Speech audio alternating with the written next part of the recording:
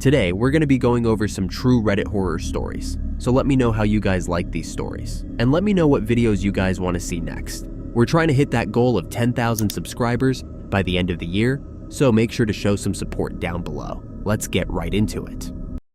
I moved in with my girlfriend recently. I don't feel safe anymore. I met my girlfriend, Victoria, 7 months ago in a bar. We felt an instant connection and started dating 3 days later. She brought nothing but happiness, the perfect definition of a soulmate. So when I graduated from university, we both agreed to move in together. She's 2 years older than me and was already working, so I moved into her house. However, after moving in, everything went downhill. The first incident happened on the first night of moving in. Victoria works night shift, so she was getting ready to head out. "Babe, I'm off to work now. Just to tell you again, the neighbors next door get a little cranky at night, so just ignore them," she said sweetly. Yeah, I get it," I responded. I gave her a kiss goodbye, and she left, leaving me alone in her house. I sat down on the kitchen table and got to work. For context, I work remotely as a character designer for a video game company. It was peaceful for a few hours until the clock hit 2 a.m. The cranky neighbors began screaming profusely. I couldn't hear what they were saying, but it sounded like an intense argument. I tried ignoring it for a while, but eventually the sound became unbearable. Banging was heard on the walls, glass shattering on the floor, followed by more screaming and arguing. So much so that it sounded like multiple voices overlapping each other.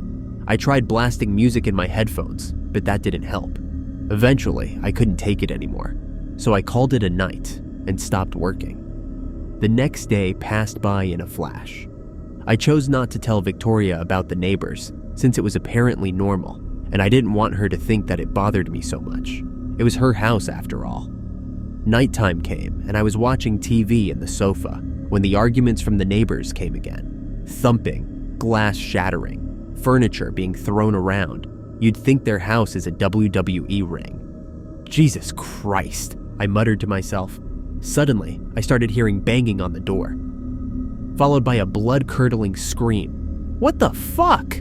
I said, while pausing the movie I was watching. The neighbor was trying to break into the house. That's it, that was the last straw.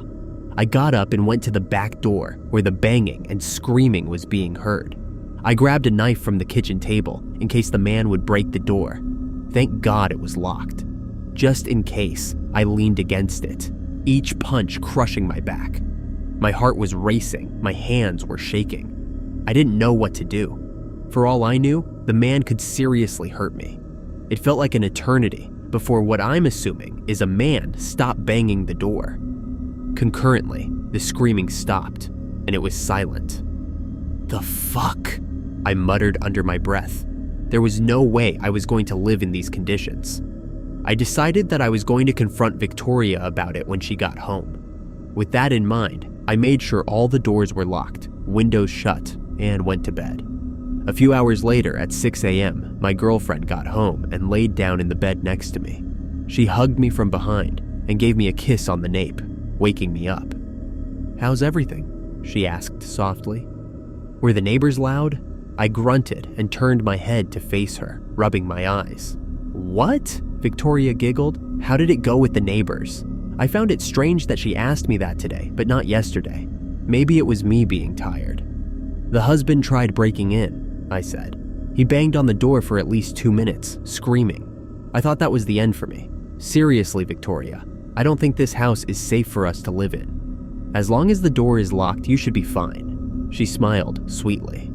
I gave Victoria a serious look. "Listen, I can't live with these conditions." I tried to say it as nicely as possible. "I didn't even feel safe in this house last night. You're telling me this is going to happen every single night?" Victoria looked down, her eyelids drooping down in discomfort. I felt sorry blaming her for something that wasn't her fault, but we obviously needed to do something about it. I can't fear for my life every night. "I'll call the wife tonight and see if anything can be done." She hugged me tightly. "Okay." I smiled and kissed her forehead. "Thank you, baby. I know it's not your fault, but it's impossible to live in fear in my own house every night." On the following evening, Victoria left for her night shift. Once again, I was left alone in her house. She texted me around 15 minutes later, telling me that the problem was solved and that it should be better tonight. I thanked her and laid down on the sofa to wind down. I ended up falling asleep while watching a movie. I woke up a few hours later at 4 a.m. to screaming from the psychotic neighbors once again. Furious, I got out of bed and prepared myself for confrontation. I was ready to finally get to the bottom of this. However, as I walked closer to the front door, something felt off. I noticed the voices and banging a little closer than usual, as if they were in the same house. It was the first time I ever paid attention to where the sound was truly coming from, but it was still unexpected. Subtle, but unexpected. Following the traces of sound, the screams didn't take me to the front entrance or to the house next door. They took me to the basement door, the only part of the house I haven't gone into yet. My heart began racing. This has to be my hallucinations. The sounds can't be coming from my girlfriend's basement, right? With my legs trembling, I tried to push the basement door open, but it was locked. It only resulted in even louder screams coming from downstairs. They sounded like a cry for help. "What the fuck is down there?" I muttered.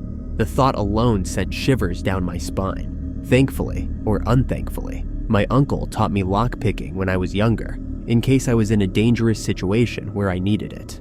Thanks, Uncle Will. So, if there has ever been an opportunity to use that skill, it would be now. I took 2 paper clips and started fidgeting them inside of the lock. In just a few minutes, the door unlocked, but it still wouldn't open. I looked around the house for anything I could use until I found a crowbar. Using all my might, I pushed the door open. Looking back, I wish I hadn't. Instantly, I heard loud, blood-curdling screams piercing my ears. Screams that you would only hear in horror movies. Covering my ears, I forced my way downstairs. What I saw was horrific. Dead bodies of dozens of guys were organized in a line on the floor across the basement. Worst of all, every guy there looked to be around my age, many looking like the exes Victoria had talked about in passing. Above them was a jar. Inside it looked to be their faces with a large glow surrounding them. They were screaming in absolute agonizing pain. From what I saw, it looked to be their souls. The sealed, trapped souls of innocent men facing endless pain in their afterlife. The stench was unbearable. Their bodies were bled out, as if everything inside of these men were sucked out to leave only their pure skin. Despite that, their faces were somewhat recognizable, each body neatly placed to keep its original shape.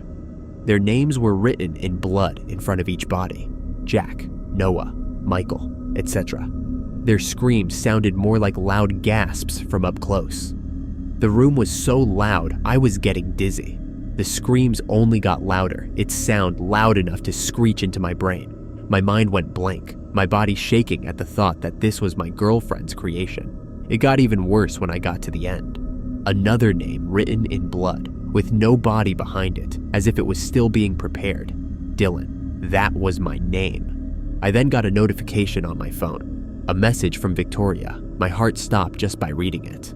"Hey babe, OMW home. Sorry about yesterday. Let's have some fun tonight." That is the end of the video, guys. Thank you so much for watching. I hope you guys did enjoy this story, and let me know what kind of videos you would like to hear next, and if you want them longer or shorter. I really do appreciate the support, and would love if you guys dropped a subscribe or thumbs up, whatever. Anything would help. So, see you in the next one.